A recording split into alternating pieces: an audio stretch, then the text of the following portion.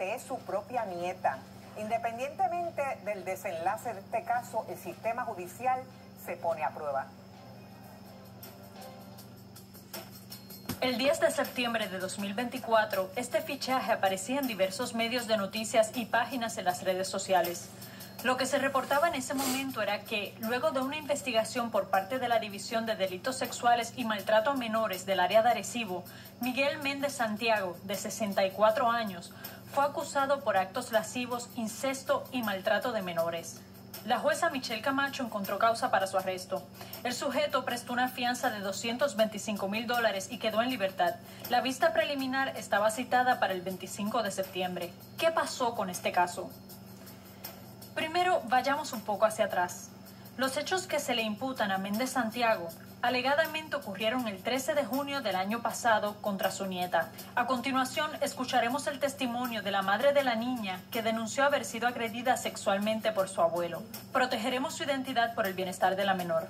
Según su relato, todo comenzó con un plan común en cualquier familia. La adolescente de 15 años pasaría unos días de vacaciones en casa de sus abuelos. Estuvo con el abuelo ese día y fueron de compra y todo. La joven contó que su abuelo la había llevado a los outlets para compartir y comprarle algunos regalos, pero que una vez ahí, su abuelo hizo algo sumamente incómodo para ella. En ese trauma, él le saca unos juguetes sexuales, le dice a la nena que los coja y ella no los quiere y él sigue insistiendo, pues ella incómoda, pues, él la mete en la carterita de ella y ella, pues, siguen hacia la casa y horas después en la noche el abuelo la invita a comer en Burger King y ella le dice que no tiene hambre, pero que lo acompaña como anteriormente lo han hecho. En vez de ir a Burger King, siguen hacia el pueblo de Arecibo. En el vehículo es donde él la agrede sexualmente. Él le mete la mano en el pantalón y pues de ahí surge pues todo esto. La madre asegura que esa misma noche la niña se comunicó con ella para rogarle que la fuera a buscar y le contó lo sucedido. Eso pasó como a casi de 9:30 a 10 por ahí. La nena me llama como a las 12 de la noche y me informa lo que está pasando. Yo y papá vamos hacia buscar la nena, la buscamos, sigo hasta el cuartel de policía, hacemos querella, de ahí pues entonces seguimos hacia el hospital y hicimos todo el protocolo. A pesar de que la denuncia se hizo en junio, pasaron 3 meses hasta que se radicaron los cargos. En septiembre le radicaron los cargos, tuvimos 4 vistas que todas esas vistas las seguían proponiendo porque el abogado de él seguía pidiendo días diferentes. Finalmente, el 27 de febrero de 2025 se dio la vista preliminar. El único testimonio fue la menor. Con su testimonio nada más y la información que ella tiene es más de suficiente. Los detalles de lo que sucedió, ella pudo explicarse entre medio de todo ese dolor. En ese momento tan fuerte ver a esa persona de frente y tener que confiar, que contar esa historia de nuevo, no fue, nunca nos imaginábamos que esa iba a ser la decisión. La jueza Leila Grablau y Gartúa determinó no causa para juicio. La jueza solo dijo que no había causa, pero el abogado de él, y me imagino que por eso fue que se basaron, que la niña estaba mintiendo, que hizo una mentira porque estaba molesta con el abuelo. Ella no entendió lo que estaba sucediendo y entonces pues cuando salimos de la vista yo le expliqué más en profundo y ella se molestó bastante. Ella lloró cuando estábamos con la fiscalía, en la fiscalía hablando y en el carro de camino a casa. Ella se siente traicionada por el mismo gobierno, por la jueza. A través de un portavoz, el Departamento de Justicia confirmó a Rayos X que la Fiscalía irá en alzada en este caso. Yo creo en un Dios que es el que nos va a defender. El ser humano puede fallarnos, pero estamos esperando y confiando que en los próximos pasos la Fiscalía nos pueda dar el 100% y esforzarse a ir más allá de lo que han hecho para asegurarse que este caso pueda seguir. Ella es una joven bien fuerte y ella, gracias a Dios, ha mantenido positiva en que quiere seguir adelante. Ella no quiere dejar el caso pasar, ella quiere seguir y ella no le tiene miedo de afrontarlo de nuevo, de testificar de nuevo, pero sí la ha afectado. Ella tiene mucho coraje, tiene mucho dolor, que todos los días en su diario ella lo recuerda y lo vive, no solo lo que le pasó, sino que tampoco está recibiendo la justicia que se merece. A la verdad que es un caso bien doloroso para toda la familia. Pregunto, Valeria, tanto padre como madre están apoyando la versión de la jovencita, ¿verdad? Correcto, Yolanda. Lo que me cuenta la madre es que desde el primer día que la niña pues cuenta lo que alegadamente sucedió, pues su padre y su madre la apoyaron, y estamos hablando, es su abuelo paterno, por lo cual pues el padre claro, sí, está yendo contra su propio padre. Debe haber, me imagino, que algún tipo de apoyo a posibles víctimas, ¿verdad? Porque es para un adulto enfrentar un tribunal, imagínate tú, para una menor de 15 años que apenas entiende el proceso. Y en este caso era una vista preliminar, que para los amigos que lo entiendan, la vista preliminar es una vista en que basta con una cintila de evidencia. Sí, y ella se sentó a testificar ahí, ¿verdad? Y tenemos que tomar en cuenta que pues ha tenido que revivir los sucesos que alega que vivió desde el primer momento, desde contárselo a los padres, después cuando van a hacer una querella a la policía, después cuando van con los fiscales, durante todo el proceso de investigación, y finalmente, ¿verdad?, estar ahí en esa vista preliminar. Y lo que nos dicen es que pues tuvieron mucho apoyo de la Fiscalía a lo largo del proceso, y que por eso quizás les tomó tan de sorpresa la determinación de la jueza. Pero menciona que la Fiscalía va a ir en alzada, o sea, va a tratar de conseguir eso es así. Aquí tenemos las expresiones del fiscal de distrito de Arecibo, Rafael Freites Cutrera, que nos confirma que van a apelar la decisión de la jueza Leila Grablau de determinar no causa. Eso fue el pasado 27 de febrero. En la Fiscalía de Arecibo no descansaremos hasta hacerle justicia a la víctima y procesar las acciones de Méndez Santiago con todo el peso de la ley. La fecha para la vista en alzada está pautada para el próximo 28 de marzo de 2025 en la sala 201 del Tribunal de Primera Instancia de Arecibo. Tengo entendido que pudiste hablar con la abogada en este caso del acusado, del señor Méndez Santiago. Ellos, ¿verdad? Por otro lado, sostienen que la jueza determinó, ¿verdad?, tuvo una determinación correcta en derecho. Vamos a escuchar lo que nos dijeron. El Ministerio Público puede pedir la alzada en los casos que entienda. Nosotros entendemos que el trabajo se hizo. El Ministerio Público tenía 2 fiscales altamente experimentados en la materia. Yo no puedo entrar, ¿verdad?, en los detalles del caso porque éticamente no me permite, pero mi cliente siempre ha sostenido en su inocencia, y la prueba que desfiló nosotros entendemos que sostenía toda la teoría que siempre desde el principio tuvimos en el caso, la inocencia de nuestro representado. Se hizo un directo por parte de la Fiscalía, luego se contrainterrogó, hubo un sinnúmero de inconsistencias, motivaciones para ya hacer este tipo de alegaciones, y la juez, que tiene mucha experiencia en esto, entendió que realmente la niña era la joven, ¿verdad?, no es una joven, era completamente mendaz. Esa es mi interpretación, ¿verdad?, a base de lo que aquí sucedió. La juez dijo, pues no causa.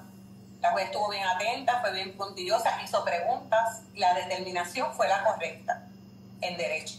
Nosotros entendemos que la parte puede hacer muchas alegaciones en la prensa, obviamente está utilizando este canal para poder llegar a tratar de influenciar en algún tipo de buscador. Estamos ahora ante la vista preliminar en alzada, pero realmente el jugador se tiene que dejar llevar por la prueba que se desfile, y eso fue la juez. Nosotros lo que queremos es exhortar a las víctimas que hagan las querellas que tengan que hacer y que crean el sistema. Obviamente, igual los imputados, que también tienen sus derechos, Si demuestran su inocencia, pues así debe determinarse por el tribunal. Buenas noches, estamos aquí con el licenciado Leo Aldrich y nos acompaña la licenciada Laura Celis Roque, que es ex jueza. Gracias por acompañarnos. Gracias, buenas noches. Le pregunto, en una vista preliminar, en un caso como este, donde hay una alegación de un tipo de agresión sexual, hay unos cargos de incesto, es una menor que está declarando contra su abuelo, una vista preliminar, ¿le llama la atención esa determinación de no causa, tomando en cuenta que la menor se sentó a testificar allí? Bueno, no me llama la atención y ciertamente no quiero pasar juicio sobre la prueba que vio la jueza, porque yo no estuve allí y siempre lo digo, hay que tener total deferencia porque ella fue la que vio la prueba, pero en esa vista, aun cuando la menor se haya sentado, la jueza tiene ante su consideración el estándar de la prueba, que no es una cintila de evidencia, sino un criterio de probabilidades. Hay que ver dentro de esas probabilidades que hayan habido los elementos del delito con la probabilidad de que haya esa conexión entre el imputado y esos elementos del delito. Así que, habiendo dicho eso, pues hay que ver, según el testimonio que escuchó la jueza, si esa jueza entendió que se configuraron esos elementos del delito en términos de la probabilidad que estuvieron conectados con ese imputado. Eso de que también se haya visto credibilidad o no, pues en la práctica muchos creen que eso es lo que se considera, si se le cree o no se le cree, pero en estricto derecho la credibilidad no se ve en la vista preliminar. Así que eso también de decir que fue que la jueza no le creyó, pues hay que tener cuidado porque no es la práctica, no se dirime credibilidad en la BP. Así que ciertamente es un caso muy triste. Obviamente el hecho de que vayan en una vista preliminar en alzada habla mucho de que Fiscalía entiende que tiene un caso fuerte, entiende que la jueza cometió un error de derecho. Yo no puedo decir que lo haya cometido porque según la prueba que he escuchado, no necesariamente pues se configuraron dentro de ese criterio de probabilidad los elementos del delito en conexión con ese abuelo. Dos comentarios. En primer lugar, el derecho penal es muy técnico, no es lo que a nosotros nos parezca que esté bien o mal, o lo que nos agrade o desagrade, o nos asquee o no nos asquee. Es lo que se ciñe por lo que dice el derecho, que son usualmente en el derecho penal unos elementos que tiene cada delito, y los hechos. Nosotros no sabemos qué pasó allí, cuál es la prueba que se dirimió. Mi crítica a la rama judicial, mi crítica a la jueza, no es en lo sustantivo de si estuvo bien o estuvo mal. Mi crítica, y no a esa jueza, sino al Poder Judicial, es que en estos casos, y en todos los casos así de controvertibles, sería importante que consignaran por escrito la razón, la motivación que los lleva a eso. ¿Y por qué digo esto? Porque estamos en esta discusión, que es muy saludable democráticamente, estamos especulando. Sí, no sabemos en sala qué y la dijo. jueza no dijo, de hecho, se le preguntó a todas las partes y no, la jueza no explicó. Por eso, no sabemos qué dijo la joven, no sabemos cuál fue el contrainterrogatorio que le hizo el abogado y no sabemos qué criterios utilizó. Quizás es como, ¿verdad?, como anticipamos o especulamos, que no se cumple estrictamente los criterios dispuestos en los elementos del delito. Quizás es eso, quizás hay otra cosa. Y mi llamado en estos casos es a que, oye, no tampoco es un tratado, es una o dos líneas diciendo este tribunal no encuentra causa debido a un asunto de los elementos del delito. Así de sencillo, y así le dan al país y a los actores en el sistema penal una idea de por dónde va la cosa. Ese es mi planteamiento, no solo con respecto a esta jueza y este caso, sino a nivel general. Quizás, ¿verdad? No concentrándonos en este caso porque no estábamos ahí, no tenemos todos los elementos, pero ciertamente estos casos de agresión sexual, incesto, son sumamente delicados, hay una menor involucrada. Generalmente se le da algún tipo de acompañamiento a las víctimas, a las sobrevivientes. El tribunal tiene que cumplir con esa parte y sí, eso en primer lugar. Pues quizás también abonando un poquito a lo que dijo pues el licenciado Aldrich, Ciertamente no se le exige a los jueces que hagan eso. Yo sí puedo entender, y lo digo también pues con toda transparencia, que posiblemente ayudaría muchísimo también, puedo estar de acuerdo, pero no sé si necesariamente ayudaría en este tipo de casos también, por precisamente lo delicado del asunto. A lo mejor pues es hasta un poquito más difícil en este tipo de casos, en los otros delitos sí, y en el caso pues de las víctimas siendo adulto o menor, ciertamente se les ayuda muchísimo en el proceso. Yo que estuve en el Poder Judicial, tengo que decir que incluso el Poder Judicial, y volvemos, yo no vi la prueba, y pues por eso la verdad que esos casos afectan muchísimo más, pero se les da un tratamiento incluso de agarrarlos de la mano a los menores. El Poder Judicial tiene hasta proyectos adicionales con los menores. Tienen, por ejemplo, en este tipo de casos una sala especializada para que los menores esperen en lo que los van a llamar a testificar en Caguas. Es un proyecto piloto que se llama la Sala Temis. O sea, que sí, entiendo que la verdad que se les da un trato que pues, llevarlos de la mano. E incluso, licenciada, usted sabe que hay un derecho a la confrontación y las reglas de procedimiento criminal disponen para que en casos como estos, a nivel de juicio, el menor pueda testificar lo que se llama circuito cerrado, es decir, que no está físicamente en el mismo lugar que la persona a la quien se está acusando. O sea, que sí hay unas protecciones en el sistema para ese tipo de casos. Y es precisamente porque si es difícil para un adulto, es muchísimo más difícil para un menor. Así que pues se hace eso, por ejemplo, eso que dije, tienen una sala, tienen un salón de lectura, un rincón de lectura, un sitio como más pues para darle más paz a los menores. Y en una vista preliminar, o sea, ¿cuántas veces usted fue jueza? Esa determinación en un caso como este, donde usted quizás se plantea, espérate, yo puedo estar dejando, o sea, no viendo en su fondo una persona que puede ser potencialmente un agresor sexual o un pedófilo o una persona que cometió incesto. Bueno, yo siempre he dicho, y esto pues yo creo que aplica a cualquier trabajo, pero obviamente muchísimo más a un juez o una jueza, de que uno no debe estar second guessing las determinaciones que tomó, o sea, preguntándose más allá, hice bien o hice mal, porque al final del día ese juez o esa jueza tiene un trabajo bien sensitivo sobre los hombros, de que tiene que tomar una determinación sobre la prueba que le presentaron y a la luz de esa prueba pues adjudicar los hechos, ver en este caso elementos del delito con la conexión al imputado. Y no hay una bola de cristal. Obviamente tú señalabas que potencialmente, pero se tiene que ceñir a lo que está ahí. Y obviamente es un trabajo muy difícil el juez, porque se tiene que ceñir a lo que ve allí y lo que transcurrió en sala. A lo mejor faltó algo en esta etapa y puede ser que se pueda subsanar en la BP en alzada. Exacto. Y ahí pues si se subsana, pues entonces pues en su momento si se subsana, pues ya con prueba nueva. Sí, eso ahí va. O sea, ¿qué posibilidades entonces tiene un caso así de prosperar en esa segunda oportunidad? Tiene muchísimas y pasa todo el tiempo, porque ahí es que entonces lo puede identificar fiscalía, ver, faltó esto, X elemento del delito, o se me quedó cortito el testimonio, o no hice X pregunta, y subsanarlo en la vista preliminar en alzada. Bueno, en este momento, ¿verdad?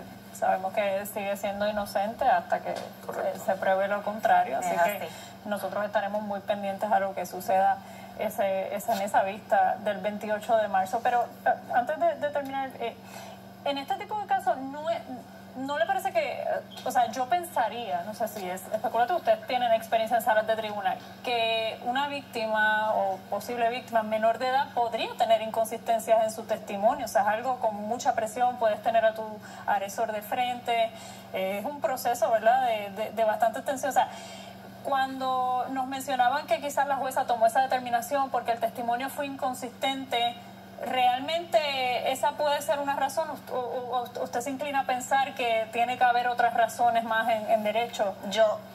Volvemos, esa soy yo. Yo entiendo que pudo haber tomado esas inconsistencias, pero volvemos, las inconsistencias normalmente van a la credibilidad y en esta etapa no se debe dirimir credibilidad, así que pienso que fue que faltó algo más y entonces en la etapa de BP quizás subsanar esas inconsistencias. ¿Por qué? Porque lo va a ver otra jueza que a lo mejor aún con las inconsistencias evidencia, entiende que se configuraba el delito. Bueno, muchísimas gracias, licenciada. Siempre. Gracias, Leo. Y ahora pasamos con el compañero José Carlos.